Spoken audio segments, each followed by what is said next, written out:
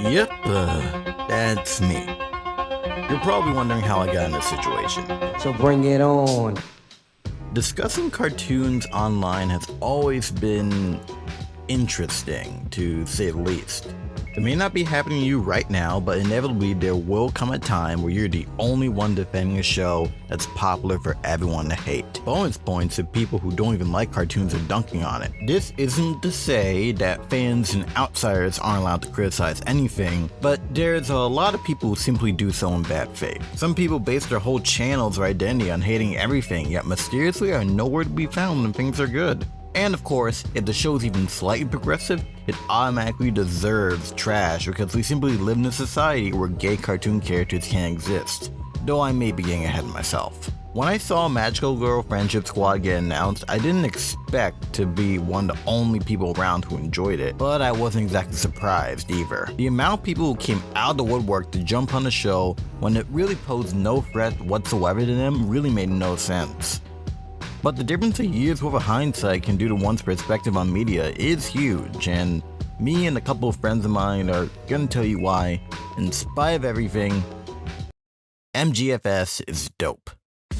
We'll get jobs. The next big thing is just around the corner. You literally only like him because he's a blank slate you can project your fantasies on. Why is there a raccoon on the couch? Put your fingers inside me, and all shall be revealed. But it's sucking us!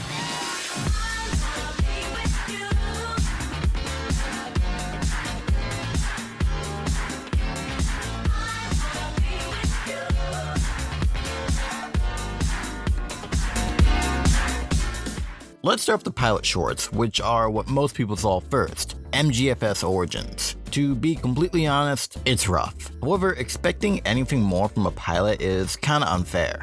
Basic knowledge here, but show concepts, ideas, etc. can change drastically from pilot to show. Even shows that you love are no stranger to this. One of the key people who worked on this was K Downs, who I'm well aware is super talented, even though my bias towards anyone who's helped out with anything Teen Titans Go related is hugely apparent and somewhat of a meme on my channel. My point is that MGFS Origins consists of shorts that are basically done on tight deadlines, and when people need deadlines met fast, they get whatever they can get handed in on time. Of course you want to polish your art up, but sometimes you just have to give them what you have.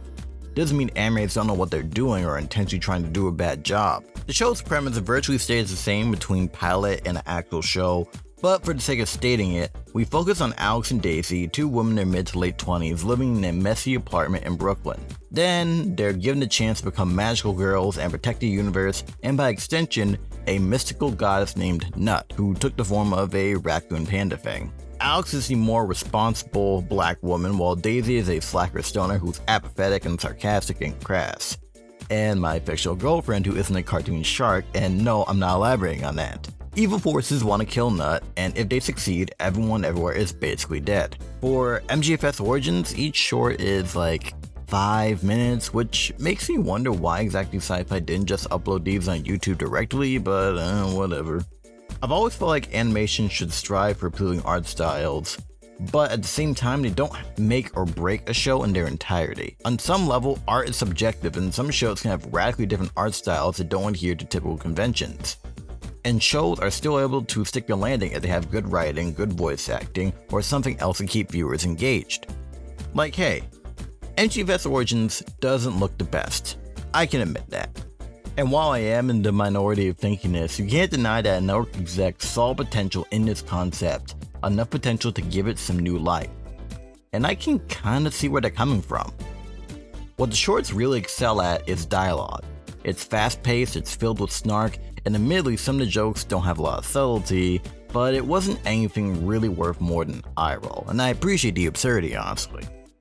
The first short literally has Alex and Daisy willing to just fork over Nut just because their landlord says they don't have to pay rent if they comply. It's fucked up, but it definitely shows that normal people priorities are higher than magical girl ones, and that's honestly kind of fair. That or just the fact that rent is high in New York, which, that's not a joke, try living here. However, when you get to a real show, it's when things truly start to shine. We literally open with tourists getting mugged for their wallet and our main characters just don't care due to it being Brooklyn. And just like that, I'm home. New York is a horrible place, but it's my horrible place that I love. And I don't know, knowing that the creator and crew are from there really ensures that I feel like that's captured love. Having more to the show proper really illustrates that Alex and Daisy are tight friends, instead of just simply taking the show's word for it. They're obviously different, they don't see eye to eye on everything, but they still get along, and I think it's important to sow those seeds, and we naturally learn that neither of them is a perfect human being, but they're not flawed enough to be impossible to root for. Alex, now voiced by Quinta Brunson, is inherently more likable and responsible now, but Daisy, who's voiced by Anna Akana, has her personality more developed and giving an air of being cool, even though it's obvious she doesn't have her life together. Also, she's trans, but I'm getting ahead of myself. While it'll surely make jokes about life in the magical girl genre, these two's lives as women are at the center of attention. There's a lot of humor, but again, it's focused on dialogue. But it really shines when the visuals complement it, so you're not just like listening to it in the background. The expressions will go wonky sometimes, there will be some trippy visuals or some assets used to elevate a scene, so even if some scenes are more fluid than others, it still gets the point across in a creative way. I think that the real strength of the show is through its art direction, whether it be through its prop design, backgrounds, character design, or even just small side characters reacting to the small events going on. Take this still from Origins. Now look at it in the real show. It looks so much better than the show proper, and everywhere you can see a bunch of little quirks that actually say a lot more than you'd think about the world Alex and Daisy inhabit. Some people still really aren't a fan of the way the show looks. Allow me to put in my 2 cents. I already touched on the Origins episodes and how they don't look the best, but they still managed to get across what they needed and lay the groundwork for what was to come. No matter how you feel, I don't think anyone can say that the animation didn't get better when it got turned to a full show. Same with the general usage of colors and character design. America Cohen was a huge impact on helping the show come to its own, and I've got no complaints here. Alex and Daisy have more contrasting body types, the choices in colors in their hair, Nut has a softer, more simplified design, everyone just looks more appealing. From what I was told, the show was made in Adobe Animate, and I assume, like many other shows, it was storyboarded in Storyboard Pro. A highlight is the hand-drawn transformation sequence done by Aaron Cowdery. It's always a real sight to see, and there's also a couple shots where we get some dynamic camera shifts, and nice action sequences as well. And the background designs are a highlight because the sight gags and props that always sneak in references and fun stuff. They really reward you for watching earlier episodes. Again though, I'm biased, because once I found out that Aaron is actually Chakra X, the dude who made Sonic Nozzle Unleashed, mwah, what a fucking legend. You guys don't understand this dude, he literally made my childhood. It's great to see his name here. But yeah, it's all really well done. And unless I'm wrong, most if not all of these backgrounds were made by Tim Shi Lee. He's been in the animation industry for a while, frequently working as background designer or background layout artist on shows like Kang the Shark, The Jellies, and Robotomy.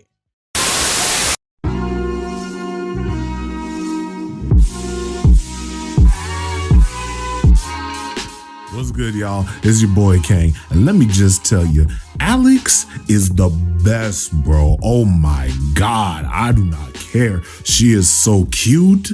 She is thick. The hair, the glasses, all that stuff. Also, like, don't get me wrong, Daisy's cool and all, but Alex, though, you can tell she is the more responsible of the two, all right? Like, keeping it real, keeping it real. Stupid, but I will persevere. She really just be out here, you know, just doing her thing. And, you know, she still looks out for her girl Daisy, but she knows like she's got to be the responsible of the two. And that helps her stand out. She's so like, you know, doing her best. Like, you know, she's not the most confident, but she does her thing. All right. She's smart. She got business tactics. She got street smarts. And she always getting her side hustles on top of finding a job and trying to keep it and saving the world at the same time. Come on, y'all. That's Black Queen energy right there. And our garbage disposal got all backed up. You understand. We'd hate to have to call 311 and report negligence. Alex has shown that she is the responsible type. Like, she understands her role within being friends with Daisy and, you know, just living with her as well. Because she loves old girls, she does, but she knows if one of them has to be responsible, she has to be the one to take that role, which she does. She gets her hustle on, she works, she does what she can for herself. And I also like the fact that she is the most imaginative or creative of the two, with her having her vision boards and her ideas on certain things. Like with episode 2 pretty much showcasing all of that, including her weird taste in music, which, let's be real, when you're black and you're not listening to just hip hop, niggas gonna come for your neck, bro. But I like that about her. It makes her very quirky, fun, and overall a little smug, but she make it work. I love her for that. I love her a lot for that. I really like the dynamic between Alex and Daisy. Like, you know, Daisy, it does mean well. You know, she's very lovable and charismatic, but at the same time, sis is also kind of a mess, respectfully. And Alex, although she is very confident most of the time, very much tries to get her hustle on and does what she can, she's still a mess herself. Like, it's explained literally in the first episode by Daisy, of all people, that she projects her fantasies onto this one nigga who doesn't even know her name, and she doesn't know his name either at first. And even by the end of the series, she still don't know this nigga's name, but whatever. I really like that it still showcases, you know, Alex's flaws, you know, because they don't have to glamorize her to make her relatable or interesting. She's just, you know, she's just Alex. Like, we've all been there before, son. I've been there. I'm a mess. A lot of people think I'm on top of stuff. Like, bruh, nah, I'm a wreck. I'm a dork. I ain't got none of this, but this ain't about me. This is about baby girl Alex, you know, and we love her for that. And finally, we just gotta say it like it is, y'all. Alex is a thick black queen. Like, son, listen, I remember watching the original pilot of, you know, Magical Girl Friendship Squad when it was just like this short little series, and it weirdly had Estelle in that series as well, but that's Side's point. I remember them just like having, you know, Alex be there and her being this quote-unquote biracial character, and biracial, but she was also racially ambiguous as well. In the show, they let her embrace her blackness, especially once they got Quinta Brunson voicing her, son. She got it all, son. She got the hair, the thighs, and that ass. Just, Alex, baby, I love you. Like, listen, son, y'all know my type. Y'all, if y'all follow me, y'all know my type. Y'all know how it be. Y'all saw my video on Nicole from Craig of the Creek, his mama. Y'all know that I am a brother that appreciates a thick black queen on top of being a hard-working one. Who? She is lovely, y'all. Oh my goodness. I just love her so much, y'all. Y'all have no idea. Baby, you gorgeous, girl. I apologize to Cash because this nigga got to deal with me being down bad for this character, and I don't care what niggas say about the show, the designs, all that stuff. Nigga, you can say whatever you want. I am here for my baby girl Alex and nothing else. Though I do think the show is still pretty fun on its own, respectfully. So yeah, Alex is, once again, because I gotta say this for the whole world, I want the whole universe to know this, Alex is in fact a thick black queen. Thank you, Cash. I will probably have more to say in another video. Peace out, bro.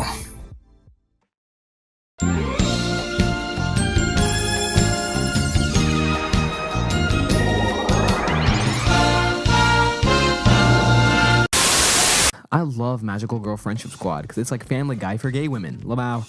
It lets women be gross and sexual in a funny way, which we don't get to see a lot of. It's kitschy, but that's a part of its humor. The characters are also extremely relatable and hot, lol. I'm also really happy that there's more happy lesbian rep because most women love women rep is depressing. I can't think of any other show like it. We need a season 2. Hey, what's up? I'm Dee from DingDongDee. So, after watching Magical Girl Squad, it's a show that moves at a fast pace. In our first episode, we set up our setting, conflict, plot, and initial villain. This information is delivered to us through our location and our main characters, which is a pretty good start since the episodes are about 12 minutes long. It's got about 6 episodes and a full arc. To sum my feelings up quickly about the show, it feels like people want something out of this show that it just isn't. It's a quick, quippy show about deconstructing the tropes and expectations of your typical magical girl cartoon or anime. I don't really watch much anime. The jokes are fast and sometimes lower brow, which doesn't entirely mean that the show is bad or Rick and Morty might be in a lot of trouble, though that show is of much higher concept. Again, a different kind of show here and not the same genre. There's plenty of characters, beats, visual gags, topical gags, and dark humor. It doesn't necessarily mean that every joke is a total bop, but it's definitely not banking on only one type of humor for every joke, even with its heavy leaning on magical girl and fantasy theming. If it's not your thing, hey, that's fine. But for what it is and considering its limitations, I've really enjoyed the show and what it's chosen to do with its characters and ideas. With the added context of how the internet sees the show as a whole, episode 3 is hilarious because the entire conflict is like farming outrage for clicks and using people's anger for profit, and nobody got onto that because they dunked on the show as soon as it had 11 minutes online. Again, they only saw the first episode. And yeah, okay, so you see one out of context picture of some nerds with fedoras and Pepe shirts and write off the entire show because of it. Nice, I guess it's whatever. Anger sells, so why not manufacture it? That's literally the point of the episode. I don't know, maybe I'm looking too hard into things, but at the same time, it's not really my fault that this episode perfectly sums up what the clownfish TV offices look like.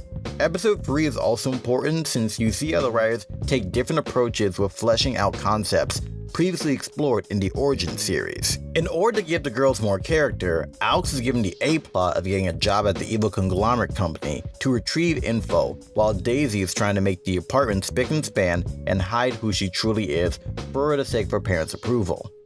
Originally, it was both Alex and Daisy who had the parents visiting, and the contrasting personalities of their parents added a bit, but it was kinda fast-paced and crowded. Here, however, we get some hard-hitting social commentary while Alex is trying to rise through the work industry and capitalize on the perks. And when the plot is resolved in an unexpected way, with Daisy's parents hating her for saving them, it shows that all she really wants is to be appreciated by people, which is something we all want, honestly. She may not have the support of her real family, but she does have Alex and Nut, and your family doesn't always have to be blood related to love you. I feel like this idea of choosing your family and the people who care about you is like super interesting and gay. It's not an upfront lesson, but I feel like it helps me gain a new appreciation for the rest of season 1 because the rest of the status quo changes. I have to say episode 4 is the episode I like the most of the whole run because of the animation and character development. It's just here in spades. Like, look, we have a static shot of Alex, Daisy, and Nut talking, but there's just slight bounciness to the movement. The expressions are sick as hell, I love it. I feel like at this point, we really got a flow that matches the expressive voice acting. I know most people might say the final 2 episodes are best, but this is my video. Plot-wise, Daisy gets infected with a mushroom spore that's like basically a personification for depression, mental illness, self-deprecation, you know, the whole shebang. The issue is that since it's magical, only she can see it, even as the mushrooms start to grow. I honestly do applaud this because this is an issue that people really face, and even if it is lampooned in a humorous light, the joke isn't at Daisy's expense. I think everyone kind of fears that their mental health and their lives not being in the tip-top shape makes them a burden on their friends. And Daisy feels inferior because ever since getting a job, Alex has been walking on sunshine. She's more confident, she's able to befriend the landlord, she even braved it up and talked to her crush Coffee Dude, who she still can't refer to by name. But you get a sense that they generally have some chemistry, and it's nice to see her actually be proactive and talk to her crush instead of dragging it out for 40 plus episodes. Hearing what exactly makes Daisy upset makes us see her more than just the cool and chill, sarcastic stoner that she presents herself as, and it makes her more grounded. You kinda just wanna hug her because some of the shit, it hits way too close to home. I think the most important thing here is that Daisy and Alex actually take time to talk to each other about their issues once they both get infected. These issues existed beforehand, and honestly, depression never goes away overnight. but it's about keeping your emotions under control and having a positive outlook. It empowers you, and having friends support you gives you the energy to feel like you can control your life. You might not be able to fix everything right now, but a little at a time is still something. It's also realistic in the sense that Daisy has a chipper mood helping Alex with her worries, that she immediately feels embarrassed and depressed after when she has to talk about her own issues, which are much more severe because of them being personal. It's hard, but directly talking through your issues does indeed work. If you're around a positive friend, they won't take it personally if it's about them in any form. Now, for the final 2 episodes, starting with episode 5, it centers on Alex attending a job training seminar to try to get more info, while Daisy ends up finding herself in an alternate dimension ruled by Nut's sister Gloriana. Daisy gets stuck there due to Gloriana trying to prey on her desire of wanting acceptance from her family, her friends, and to have somewhat of a normal life. The thing is, having normalcy means losing free will in just about any of the spontaneous variety of life. We aren't in control of everything, but that's not worth trading for a life where you can't control anything.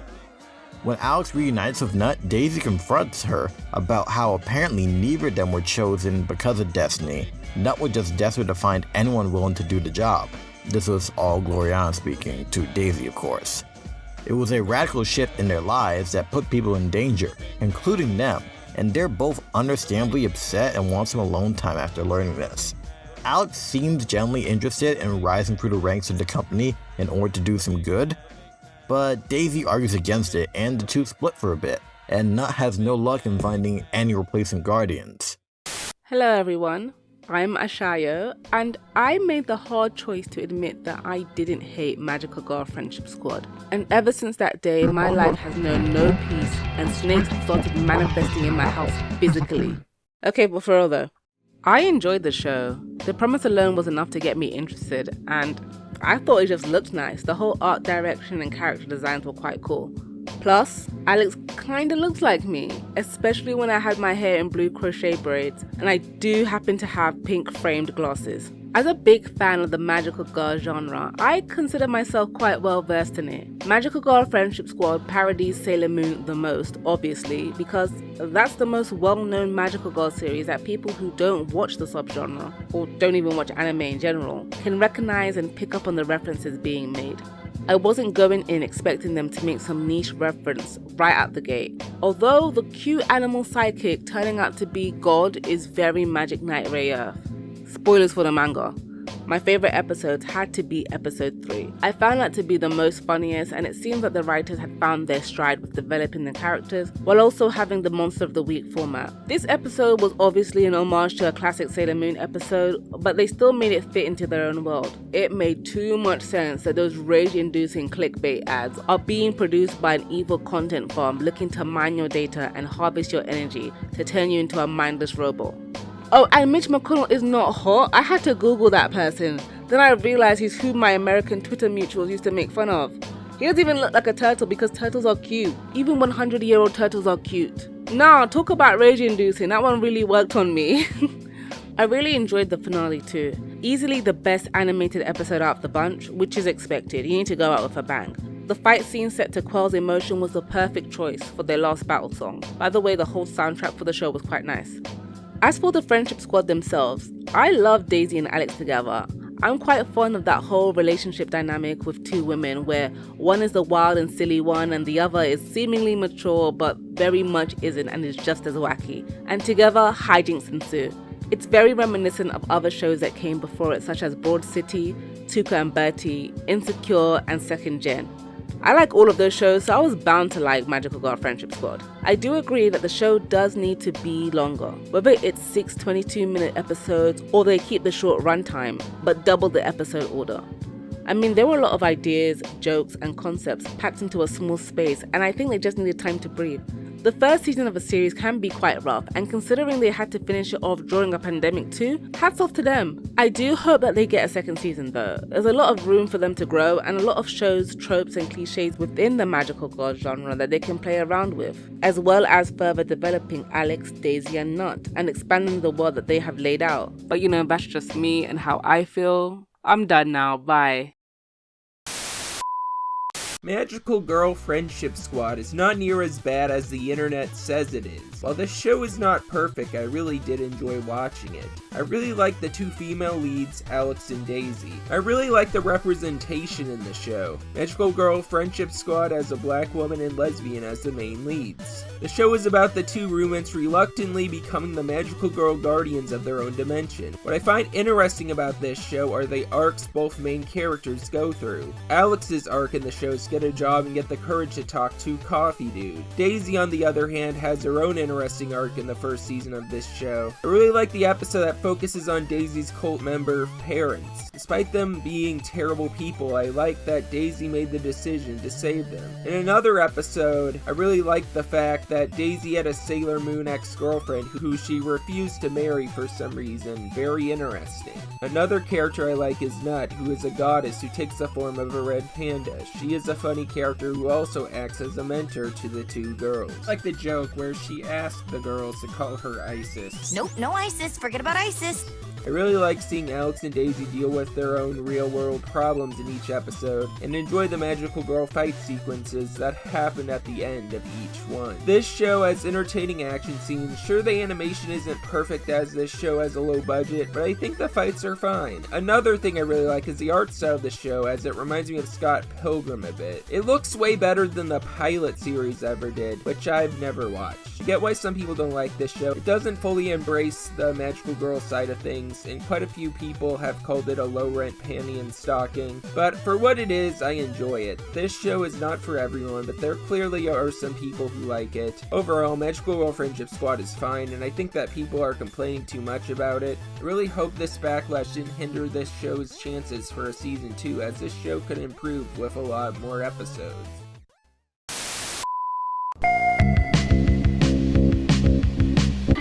Aha.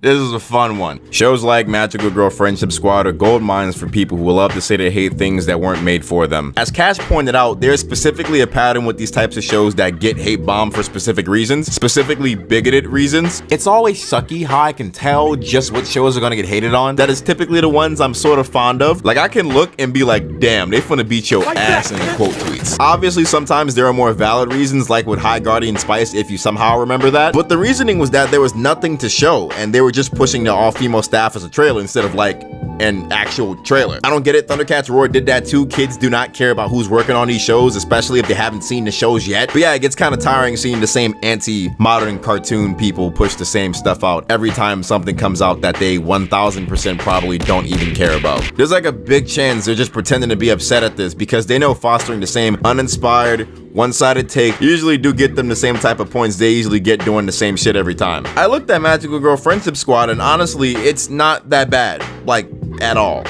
Cash is obviously giving a more in-depth analysis, but from a general standpoint, it's really not worth the crazy hate it got. But that's kinda what just happens. Now, the worst thing that usually comes from this is when the online internet people who know nothing about how to make TV shows or cartoons start to critique the people who made these things on a personal level, specifically an unnecessarily mean level. Shit, you've probably seen some of these videos of people on this website literally trying to demonize people in charge of these shows just because they don't like the shows, when in actuality, a nigga gotta eat, and this is a job for everyone involved, and it's most likely a project of passion for the creators. Now, obviously, that does not mean the media is devoid of criticism. I ain't saying that. But you don't gotta be an ass about it, or just say ignorant shit. The amount of desensitized I am to seeing the same shit on my timeline every time one of these things drop is just to a disappointing level. I shouldn't be used to this, but I am. I've also learned that most of the time the people spewing that old head shit, hitting on all the round and colorful new stuff, they most likely aren't even old. I've seen kids my age and younger making the 80s and 90s their biggest hill to die on, repping G.I. Joe and He-Man when they weren't even born to see its first air on TV. I experienced this firsthand with my video stating the objective fact that character design now is more imaginative than character design back then. Shit, I'm not even asking you to like it. Just look at the facts. And the fact is, y'all be tweaking when it comes to anything modern that you'll grab at straws just to feel something to fuel your false anger for your old head internet points and sometimes disguised bigotry. I'ma keep it a buck. I like how this show looks, and I wiped Daisy up so fast you got no idea. It ain't worth any of the hate it got. I feel like this is mostly in part to the normalizing of this behavior from online review culture, or at least early online review culture. If you are on this website, I don't even have to say any names, because you know how infamous some people are for, like I said earlier, absolutely trying to demonize people who go to work every day like a normal person. Only difference being being they work on children's media made for children. For a while, it was popularized to not only hate the show, with no good reason other than your fave saying it was bad, I might add, but also hate the people who worked on it for superficial reasons. When I was there for it, I'm talking people calling for the firing of certain writers because they hated certain episodes they wrote on, or people sending death threats to crew members for simply doing their job. Oh, you were the one that wrote the Squidward torture episodes? You deserve to not be alive right now. We're gonna put you up that barrel and put you in chains like they did Patrick. And now it's obviously more or less overt because you just look like a weirdo doing that, like overtly. So now it's just Twitter. Nobody's trying to make you feel bad for watching the show because it was supposedly made by bad people. They also make you out to be a bad person somehow because they just formulate terrible narratives they don't actually care about in order to make the people they don't like look bad. There are videos out there that strive to do just this exactly. Like, imagine consistently playing into this delusion, probably enough to where you actually start to believe it yourself. I just don't understand how you can make a career bashing other people's careers exclusively. Like, are you happy taking big meaty shits on things? This isn't even criticism. Like, most of the time it's just mean. And then if you speak out about it, they'll say you just can't take criticism while you don't like your favorite things criticized. Like, am I living in bizarro world here? I feel like while the internet has brought discussion upon us and a wide range of creativity and good takes, it's also given people the opportunity to show terrible ones. And not only that, it's also made people a whole lot bolder. You'll find it rare to see people keep that same energy in real life, where if you say real weird things, people get real weirded out by you. But behind the scenes, you can say all the weirdest things and no one's gonna check you in real life. Every day I wake up mad knowing I can't put my hands on you internet niggas. Some of y'all are actually sick and just don't know how to act. People with audiences will say the wildest stuff and wonder why they can't get any industry connection whatsoever. It's almost like trashing someone's livelihood makes you less likely to talk to other people who are also in said field of same livelihood. I may have not been there back in the day sending those messages, but I for sure ain't seen nothing wrong with it. It was normalized. Nowadays, instead of it just being modern cartoons in general that get the flack, it's oddly convenient how it's always the ones that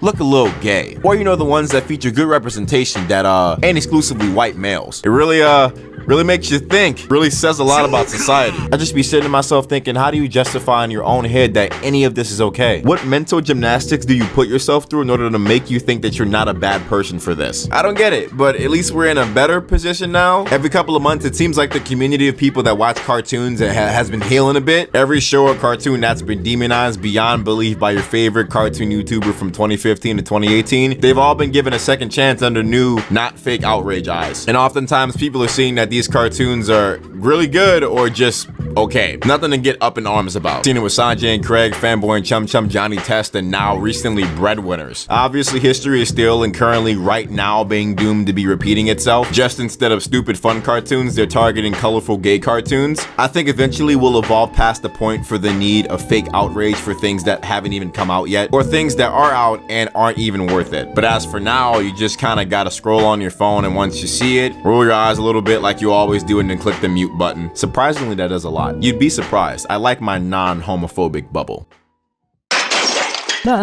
Oh, shit, I'm up? Cool. Okay, so when I first went into Magical Girl Friendship Squad, I went in with an open mind. There was just so much noise surrounding this one show before it could even properly premiere. So on the one hand, you have the usual dumb nigga nonsense coming from the usual dumb nigga reactionaries. Talk of SJ Dubs and the Tumblr Cal Arties ruining the sanctity of animation, or some shit.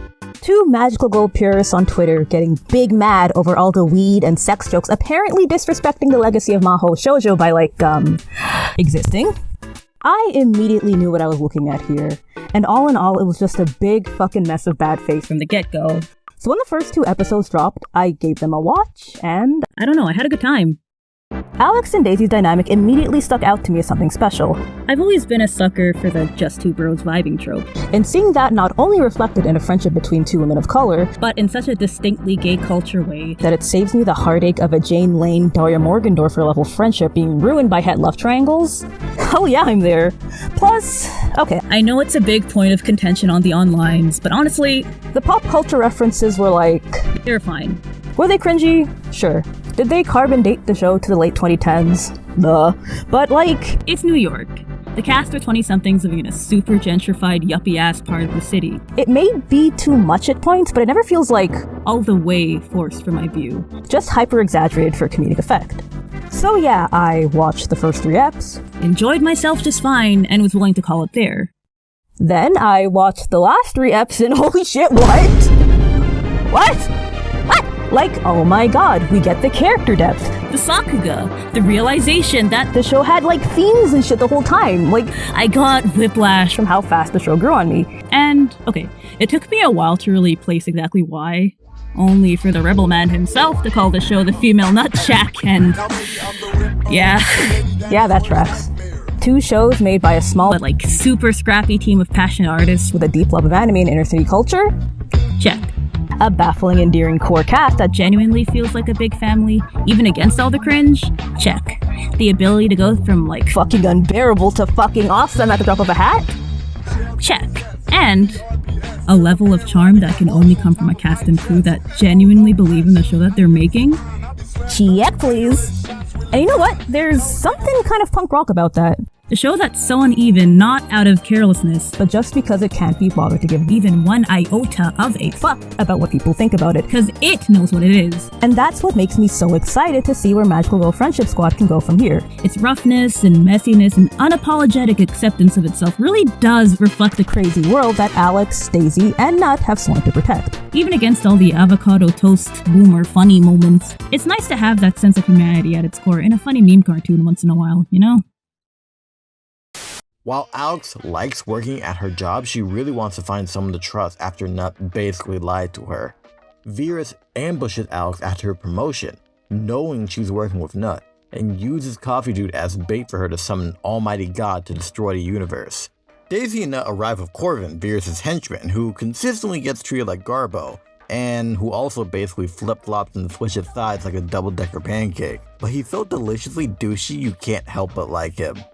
And just look at all this fucking animation. God damn, you guys. This is hot-blooded as hell. And we get a super cool Japanese song and explosions and magic and friendship and shit. It's just amazing.